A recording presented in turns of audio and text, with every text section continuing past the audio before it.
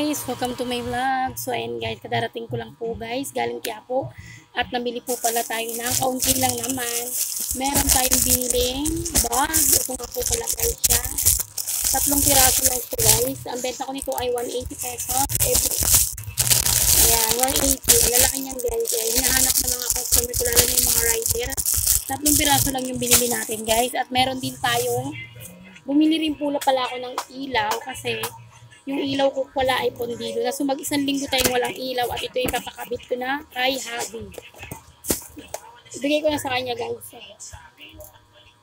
Yun, dun nakabit. Then, yung calculator nga po pala ay okay na. Ito guys, kasi ito, binili ko nung nakaraan may damage. So, hindi binalik ko. Dinala ko yung luma. Katunayan na ito yung dati ko. Tapos yung luma kasi yan. Gumagana na siya guys. Ang bili ko lang nito ay puhunan lang nito guys ay 130 pesos. Pero ang benta nito ay hindi ko alam. Hindi ako nagtatanong dito sa kapitbahay. At syempre guys, bumili tayo ng pinakamabenta sa atin na clip pan. Meron tayong take 1,200 to 180. Tapos 3 pieces na big. Ito yung binili ko. 3 pieces na big.